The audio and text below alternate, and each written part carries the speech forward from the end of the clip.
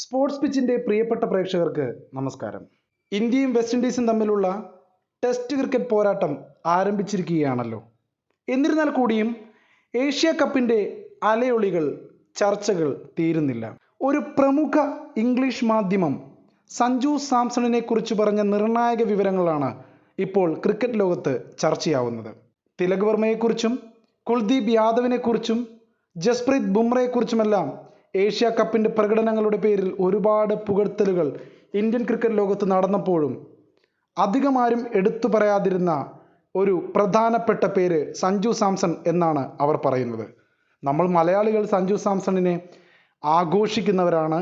നമ്മൾ സഞ്ജുവിനെക്കുറിച്ച് ഒരുപാട് വാതോരാതെ പറഞ്ഞിട്ടുണ്ട്. പക്ഷേ ഇന്ത്യൻ ടീമും BCCIയും മറ്റു ക്രിക്കറ്റ് നിരൂപകരും ഏഷ്യ കപ്പിൽ സഞ്ജു വഹിച്ച പങ്കിനെക്കുറിച്ചുള്ള കാര്യങ്ങൾ, നിരൂപണങ്ങൾ വ്യക്തമായി നടത്തിയിട്ടില്ല എന്നാണ് ആ പ്രമുഖ ഇംഗ്ലീഷ് മാധ്യമം പറയുന്നത്. അവർ പറയുന്നത് ഇന്ത്യയുടെ മധ്യനിരയെ സ്ഥിരതയിലേക്ക് നയിക്കുന്നതിൽ സഞ്ജു സാംസൺ വഹിച്ച പങ്കിനെക്കുറിച്ചും ഏഷ്യ കപ്പ് നേടുന്നതിലടക്കം സഞ്ജുവിൻ്റെ നിശബ്ദമായ ആ സുപ്രധാന പങ്കും അവർ വിശദമാക്കി പറയുന്നു.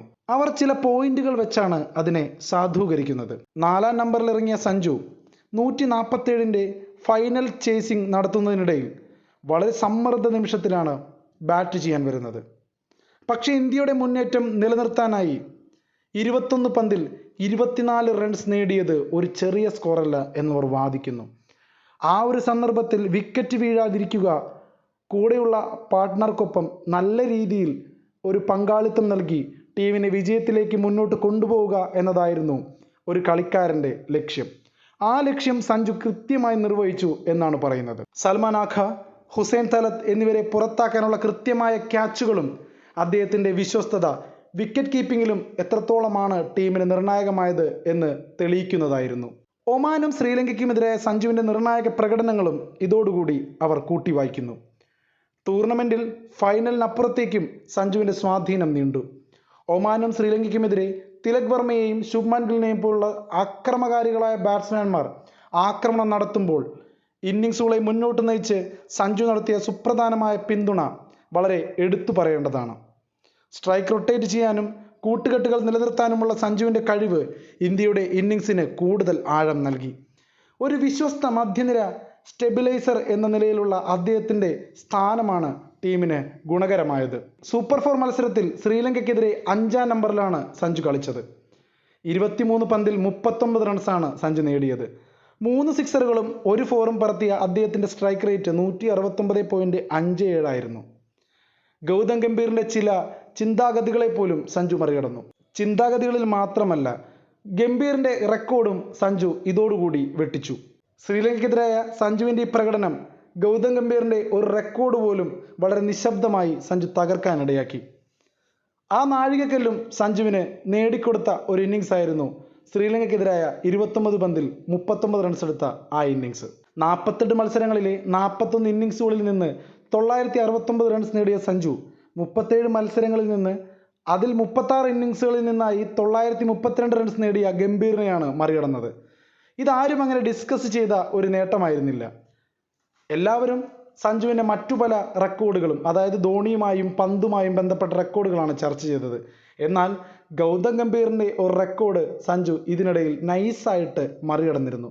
നിലവിൽ ഇന്ത്യയുടെ മുഖ്യ പരിശീലകനായ ഗംഭീറിന് മികച്ച T20 കരിയർ തന്നെ ഉണ്ടായിരുന്നുവെങ്കിലും കഴിഞ്ഞ കുറച്ച് വർഷങ്ങളായി സഞ്ജുവിൻ്റെ സ്ഥിരത ഇന്ത്യൻ T20 ബാറ്റ്സ്മാൻമാരുടെ എലൈറ്റ് ലിസ്റ്റിൽ മുൻ ഓപ്പണറായ ഗംഭീറിനെ പിന്നിലാക്കാൻ അദ്ദേഹത്തിന് സഹായകരമായി.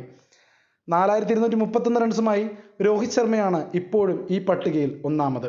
എത്രത്തോളം സമ്മർദ്ദം വന്നപ്പോഴും ശാന്തനായിട്ടാണ് സഞ്ജുവിനെ ഈ ടൂർണമെൻറ്റിൽ ഉടനീളം കണ്ടത്.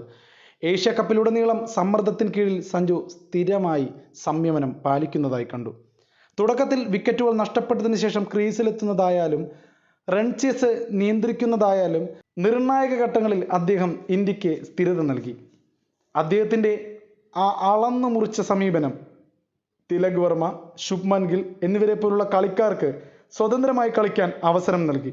ശുഭ്മാൻ ഗിൽ പക്ഷേ അതൊന്നും ഉപയോഗിച്ചില്ല കേട്ടോ. തിലക് വർമ്മ മാത്രമേ ഉണ്ടായിരുന്നുള്ളൂ ഫൈനലിൽ അത്രയും വലിയൊരു സ്കോർ അടിക്കുമ്പോൾ സഞ്ജുവിനും ടീമിനും നട്ടല്ലായിട്ട്. ഗിൽ ടൂർണമെൻറ്റിലുടനീളം വളരെ മോശം പ്രകടനം തന്നെയാണ് കാഴ്ചവെച്ചത്. ഉയർന്ന മത്സരങ്ങളിലെ സാഹചര്യങ്ങളിലും ഇന്ത്യയുടെ ഇന്നിങ്സുകളിൽ ബാലൻസ് നിലനിർത്താൻ സഞ്ജു സാംസണിന് കഴിഞ്ഞ അത്ര പോലും ശുഭ്മൻ ഗില്ലിന് സാധിച്ചിട്ടില്ല. പാകിസ്ഥാനെതിരായ ഫൈനലിൽ സഞ്ജുവിൻ്റെ സാന്നിധ്യം നിർണായകരമായിരുന്നു.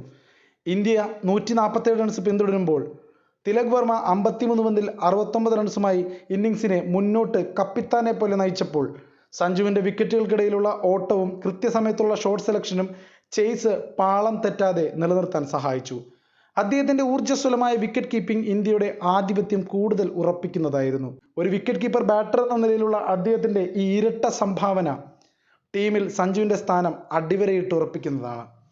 സഞ്ജുവിൻ്റെ യാത്ര സ്ഥിരമായ പരിശ്രമത്തിൻ്റെതാണ് എന്ന് അങ്ങോളം ഇങ്ങോളം നമുക്ക് മനസ്സിലാവും. 2015 സിംബാബ്വെക്കെതിരെ അരങ്ങേറ്റം കുറിച്ച ശേഷം 2019 ദേശീയ ടീമിലേക്ക് സഞ്ജു തിരിച്ചു വരുന്നത്. അതിനു മുമ്പ് 4 വർഷം ടീമിൽ നിന്ന് അദ്ദേഹം വിട്ടുനിന്നിരുന്നു. 2024 T20 ലോകകപ്പ് നേടിയ ടീമിൻ്റെ ഭാഗമായിരുന്നുവെങ്കിൽ കൂടിയും കൂടുതൽ സമയവും സഞ്ജു ബെഞ്ചിലായിരുന്നു. ഇപ്പോൾ ഏഷ്യ കപ്പിൽ 2025 പ്രകടനങ്ങളും സ്ഥിരമായ മധ്യനിരയിലെ സംഭാവനകളും അദ്ദേഹത്തിൻ്റെ സ്ഥാനം T20 ക്രിക്കറ്റിലെങ്കിലും ഒരു പ്ലേയിങ് 11-ൽ ഉറപ്പിക്കാൻ തക്ക ഒരു രീതിയിലേക്കാണ് കാര്യങ്ങൾ പോകുന്നത്. അങ്ങനെയെങ്കിൽ 2026 T20 ലോകകപ്പിനുള്ള ശക്തമായ ഒരു ടീം അംഗമായി സഞ്ജു സാംസൺ ഉണ്ടാകും എന്ന് തന്നെ പ്രതീക്ഷിക്കാം. ഇത്തരത്തിൽ ഒരുപാട് കാര്യങ്ങളാണ് ഈ ഇംഗ്ലീഷ് മാധ്യമം സഞ്ജുവിനെക്കുറിച്ച് വാഴ്ത്തിപ്പാടിയത്. ക്രിക്കറ്റ് നിരൂപകർ അധികമാരും ഇപ്പോൾ സഞ്ജുവിനെക്കുറിച്ച് ചർച്ച ചെയ്യുന്നില്ല എങ്കിലും നമ്മുടെ സഞ്ജു സാംസണിൻ്റെ മഹത്വം ഇത്തരത്തിലുള്ള ഇംഗ്ലീഷ് മാധ്യമങ്ങൾ തിരിച്ചറിയുന്നു എന്നത് തന്നെ നമ്മൾ മലയാളികൾക്ക് അഭിമാനിക്കാവുന്ന ഒരു നേട്ടമാണ്. ടെസ്റ്റ് ക്രിക്കറ്റിലും ODI ക്രിക്കറ്റിലുമെല്ലാം സഞ്ജു സാംസൺ ഇനി കളം നിറയട്ടെ എന്ന് നമുക്ക് പ്രത്യാശിക്കാം.